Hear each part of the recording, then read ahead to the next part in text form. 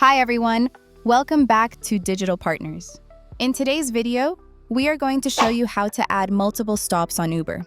This feature is really useful when you're traveling with friends or need to make multiple stops along the way. Let's get started. Open the Uber app and tap on Where to at the top. First, enter your pickup location. I am going to select New York. To add multiple stops, tap on the plus icon to the right.